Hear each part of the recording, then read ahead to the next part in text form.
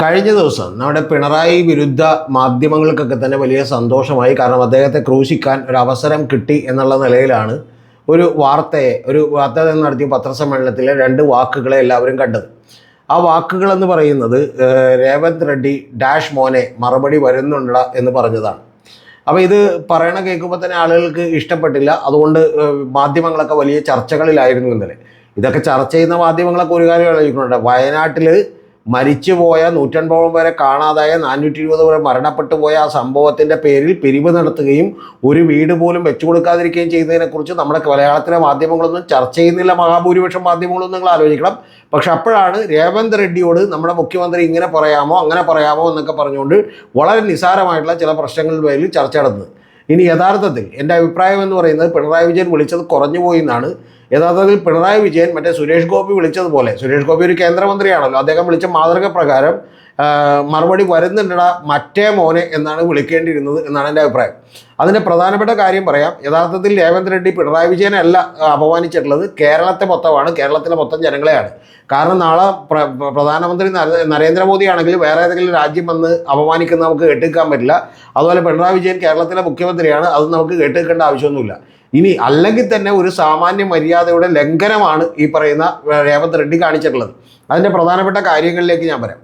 കഴിഞ്ഞ ദിവസം അദ്ദേഹം ഈ പറയുന്ന നമ്മുടെ തിരുവനന്തപുരത്ത് പ്രചരണത്തിന് വേണ്ടി വന്നപ്പോൾ അദ്ദേഹവും ശബരിനാഥവും ഒക്കെ നിൽക്കുന്ന ഒരു വേദിയിൽ വെച്ച് അദ്ദേഹം ഒരു പ്രസംഗം നടത്തി. ആ പ്രസംഗം ഇവിടുത്തെ PR സ്ട്രാറ്റജിസ്റ്റുകളും PR ഏജൻസികളും ഒക്കെ എഴുതി കൊടുത്ത വാചകമാണ്. കാരണം അദ്ദേഹത്തിന് മലയാളമൊന്നും അറിയാൻ പാടില്ല. അദ്ദേഹം ആ മലയാളം പഠിച്ചിട്ട് പറഞ്ഞതാണ്. പക്ഷെ അദ്ദേഹം ഒന്ന് ചോദിക്കേണ്ടതാണ്, ഇതെന്താണ് ഈ പറയണതെന്ന് ചോദിക്കേണ്ടതാണ്. അത് അദ്ദേഹം പറഞ്ഞത് നീ പോ മോനെ വിജയ എന്നാണ് പറഞ്ഞത്. എന്ന് പറഞ്ഞാൽ നരസിംഹ സിനിമയിലെ വാചകം ഉണ്ടല്ലോ, നീ പോ മോനെ ദിനേശ എന്ന് പറയുന്ന വാചകം, അതിന് പകരം മാറ്റിയിട്ട് നീ പോ മോനെ വിജയ എന്നുള്ളതാണ്. ഇത്രയും പോട്ടെ, നമുക്ക് വിട്ടുകളയാം. പക്ഷെ അടുത്തൊരു ഡയലോഗ് കൂടി അദ്ദേഹം കടത്തി പറഞ്ഞു. അതായത് പിണറായി വിജയൻ്റെ എക്സ്പയറി ഡേറ്റ് കഴിഞ്ഞിരിക്കുന്നു എന്നാണ് പറഞ്ഞിട്ടുള്ളത്. അതിന് പല അർത്ഥത്തിലും എടുക്കാം. ഒരാളുടെ എക്സ്പയറി ഡേറ്റ് കഴിഞ്ഞിരിക്കുന്നു എന്നൊന്നും പറയാൻ രേവന്ത് റെഡ്ഡി ആളല്ല. പിന്നെ ഏറ്റവും പ്രധാനപ്പെട്ട കാര്യമെന്ന് പറയുന്നത് നിങ്ങളൊന്ന് ആലോചിച്ച് നോക്കണം.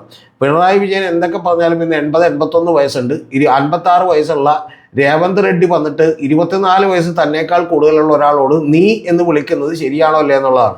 അപ്പോൾ ചില മാധ്യമ പ്രവർത്തകരൊക്കെ ഇരുന്ന് പറയുന്ന ന്യായീകരണമൊക്കെ ഇട്ട് എൻ്റെ കണ്ണുകളിൽ പോയി. ഞാൻ പ്രവർത്തകരുടെ പേര് തന്നെ പറയാം. സ്മൃതി പരുത്തിക്കാട് പറയുന്നത് അതിന് തെലുങ്കാണോ മലയാളമാണോ എന്ന് അറിയില്ല എന്നാണ്. തെലുങ്കിൽ നീ എന്ന് വിളിക്കുന്നത് എങ്ങനെയാണെന്നാണ്.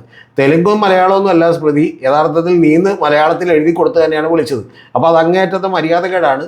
ഇത് പറയുന്ന അതിനാണ് പിണറായി വിജയൻ റിയാക്ട് ചെയ്തത്. യഥാർത്ഥത്തിൽ പിണറായി വിജയൻ റിയാക്ട് ചെയ്ത് കുറഞ്ഞുപോയി. ഇനി ഈ പ്രസംഗം കൊണ്ടുപോലും പിണറായി റിയാക്ട് ചെയ്യില്ലായിരുന്നു. ഇത് പോട്ടെ, വിവരക്കേട് വിട്ടുകളയാം എന്ന് വിചാരിച്ചിരുന്നതാണ്. അപ്പോഴാണ് ഇത് അടുത്തത് വരുന്നത്. പിണറായി വിജയൻ രേവന്ത് റെഡ്ഡിയുടെ കുറിച്ച് രാഷ്ട്രീയമായ വിമർശനങ്ങൾ ഉന്നയിച്ചുകൊണ്ട് ഒരു ലെറ്റർ എഴുതിയിരുന്നു. ആ ലെറ്ററിന് തിരികെ ഇദ്ദേഹവും ഇങ്ങോട്ട് ലെറ്റർ എഴുതി. ഈ ലെറ്റർ എഴുതാനുള്ള സാഹചര്യം എന്ന് പറഞ്ഞാൽ ഈ രേവന്ത് റെഡ്ഡി ഏതാണ്ട് 10 ദിവസമായിട്ട് ഇവിടെ കേരളത്തിൽ വന്ന് താമസിക്കുകയാണ്. മിക്കവാറും അദ്ദേഹമാണ് ഫണ്ട് കൊണ്ടുവരുന്നതെന്നൊക്കെ പറയുന്ന ആരോപണങ്ങളുണ്ട്, നമുക്കറിയില്ല. പിന്നെ അദ്ദേഹം ഇവിടെ കേരളത്തിലുള്ള മാധ്യമങ്ങൾക്ക് പരസ്യം കൊടുക്കുന്നുണ്ട്. അതെല്ലാം ചെയ്യുന്നത് ഇവിടെ എങ്ങനെയെങ്കിലും ഈ പറയുന്ന പോലെ കോൺഗ്രസിനൊന്ന് കരകയറ്റണമെന്നുള്ള ഒരു അസൈൻമെൻറ്റ് രാഹുൽ ഗാന്ധിയൊക്കെ അദ്ദേഹത്തിന് കൊടുത്തുകൊണ്ടാണ്. അപ്പോൾ അദ്ദേഹം ഇവിടെ വന്ന് താമസിക്കുകയാണ്. അവിടെ കൃത്യമായിട്ട് കാര്യങ്ങളൊന്നും നടക്കുന്നില്ല, അവിടെ വലിയ പണിയൊന്നും എടുക്കുന്നില്ല, അവിടെ വലിയ പ്രശ്നങ്ങളുണ്ട്. ആ പ്രശ്നങ്ങളിലേക്ക് ഞാൻ പിന്നെ വരാം. അപ്പോൾ അത് നടക്കുകയാണ്. നടക്കുന്നതിനിടക്കാണ് ഇദ്ദേഹത്തിന് ഒരു ലെറ്റർ എഴുതിയപ്പോൾ നേരെ തിരിച്ച് രേവന്ത് റെഡ്ഡി ഇവിടുത്തെ കേരളത്തിൻ്റെ അവസ്ഥകളെക്കുറിച്ച് അദ്ദേഹം പ്രസംഗിച്ചു. അപ്പോഴാണ് ലെറ്റർ എഴുതിയപ്പോൾ നേരെ തിരിച്ച് ഇങ്ങോട്ടൊരു ലെറ്റർ വന്നു. ആ ലെറ്റർ വളരെ ബഹുമാനത്തോടുകൂടിയൊക്കെയാണ് എഴുതിയിട്ടുള്ളത്. അതുപോലെ പിണറായി വിജയൻ എഴുതിയ ലെറ്ററും രേവന്ത് റെഡ്ഡി അവർകളെ എന്നൊക്കെ പറഞ്ഞിട്ടാണ്.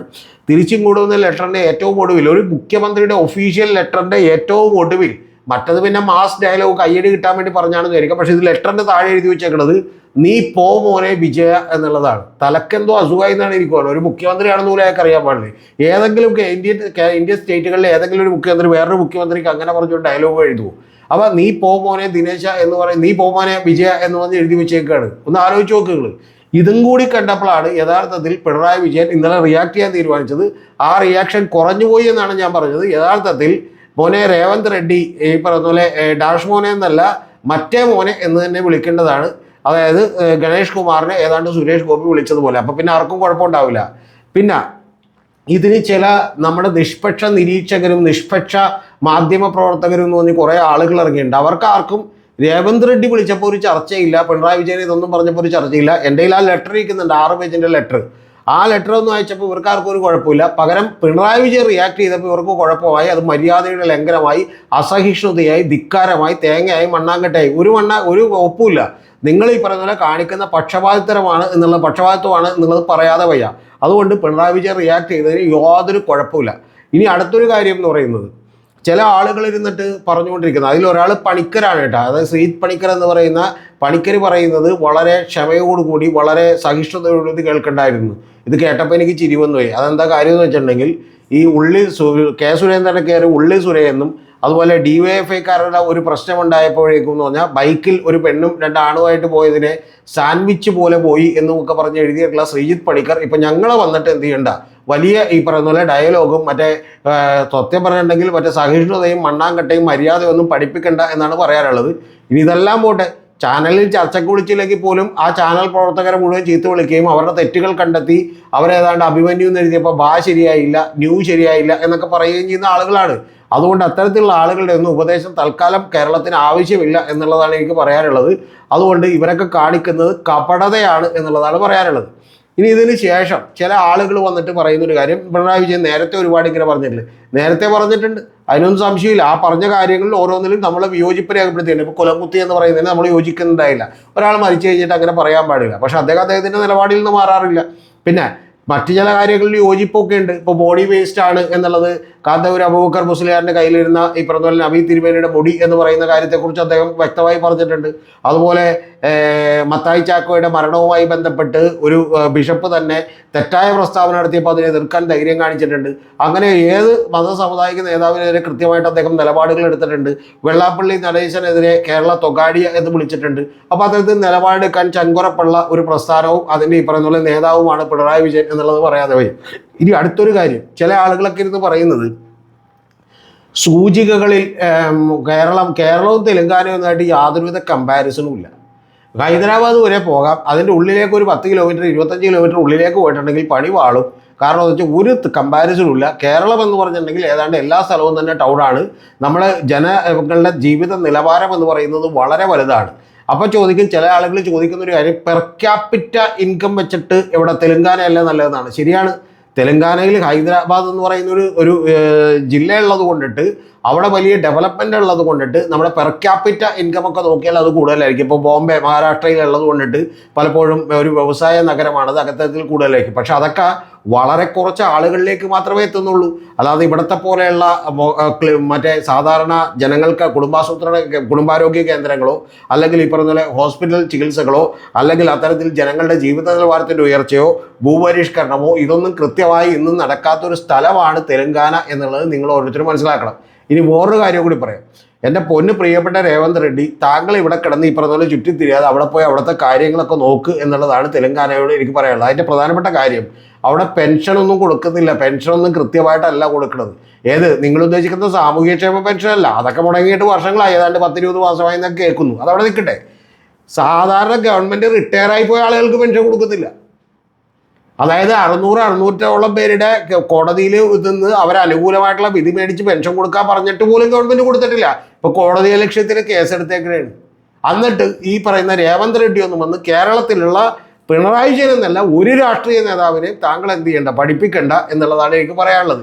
യഥാർത്ഥത്തിൽ ഇതിൻ്റെയൊക്കെ കുഴപ്പമെന്ന് വെച്ചാൽ ഇത് കുറച്ചെങ്കിലും ബോധവും ഈ പറയുന്ന പോലെ പൊക്കണമൊക്കെ ഉണ്ടെന്നുണ്ടെങ്കിൽ ഈ പറയുന്ന നമ്മുടെ പ്രിയപ്പെട്ട VD സതീശനും രമേശ് ചെന്നിത്തലയും KC വേണുഗോപാലും അല്ലെങ്കിൽ ശശി തരൂരൊക്കെ ചെന്ന് പറയേണ്ടതാണ്, പൊന്നു രേവന്ത് റെഡ്ഡി, ഈ 10-80 വയസ്സുള്ള ഒരാളെ ഞങ്ങൾ 56-57 വയസ്സുള്ള ഒരാളെങ്കിലും വിളിക്കുന്നത് ശരിയല്ല. മനസ്സിലായി? ഞങ്ങളുടെ വീട്ടിലുള്ള ആരെങ്കിലും വന്ന് വിളിച്ചിട്ടുണ്ടെങ്കിൽ സാധാരണ കർണക്കുറ്റിക്കിട്ട് അടി കിട്ടാറാണ് പതിവ്.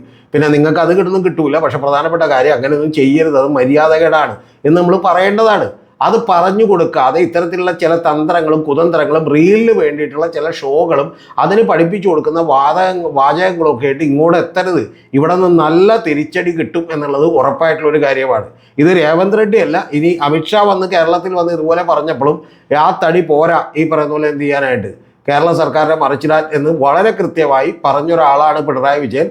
പറഞ്ഞ് തന്നെയാണ് ശീലം. 1977 അടിയന്തരാവസ്ഥയിൽ തല്ലിച്ചതച്ചപ്പോഴും ശരീരം മുഴുവൻ ഈ പറയുന്ന പോലെ ചോരയാർന്നിരിക്കുമ്പോഴും അതിലെൻ്റെ ഷർട്ട് വിട്ടുകൊണ്ടുവന്ന് കേരള നിയമസഭയിൽ പ്രസംഗം നടത്തിയ ആളുടെ പേരാണ് പിണറായി വിജയൻ എന്ന് പറയുന്നത്. മനസ്സിലായോ? അന്ന് 13 വയസ്സുള്ള വി ഡി സതീശന്.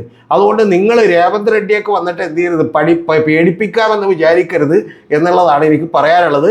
കേരള മുഖ്യമന്ത്രിയുടെ സ്ഥാനത്ത് ഇനി വി ഡി സതീശൻ ഇരുന്നാലും നാളെ വേറെ ഏതെങ്കിലും മുഖ്യമന്ത്രി ഇതുപോലെ പറഞ്ഞാലും, നമ്മൾ ഈ പറഞ്ഞ രമേശ് ചെന്നിത്തല ഇരുന്നാലും കെ സി വേണുഗോപാൽ ഇരുന്നാലും ഇനി വേറെ ഏതെങ്കിലും പാർട്ടിയുടെ ആളുകൾ ഇരുന്നാലും ഉറപ്പായിട്ടും കേരളീയർ അവരുടെ ഒപ്പം നിൽക്കും. അല്ലാതെ മറ്റേ നമ്മുടെ അർണാബ് ഗോസ്വാമിയൊക്കെ കിടന്ന് അലറിയ പോലെ കേരളത്തിലുള്ള വർഗീയതയുടെ നാടാണെന്നും അതുപോലെ വലിയ തീവ്രവാദ ശക്തികൾ ഇവിടെ ഉണ്ടെന്നും ഒക്കെയാണ് ഡയലോഗ് എന്നും പറഞ്ഞ് ഞങ്ങൾ അങ്ങോട്ട് സമ്മതിച്ചു തരും എന്ന് വിചാരിക്കരുത്. കാരണം കേരളം ഭരിക്കുന്നത് മുഖ്യമന്ത്രി പിണറായി വിജയനാണ്, രേവന്ത് റെഡ്ഡി എന്നാണ് എനിക്ക് പറയാനുള്ളത്. അതുകൊണ്ട് ഒരിക്കൽ കൂടി പറയുന്നു, പിണറായി വിജയൻ പറയേണ്ടിയിരുന്ന ഭാഷ എന്ന് പറയുന്നത് ഇതല്ല, ഒരൊറ്റ വാചകമാണ് പറയേണ്ടിയിരുന്നത്. കാരണം സുരേഷ് ഗോപിയിൽ നിന്ന് കടമെടുക്കണം ആ വാക്ക്, രേവന്ത് റെഡ്ഡി മറ്റേ മോനെ മറുപടി വരുന്നുണ്ട് എന്നുള്ളതാണ്.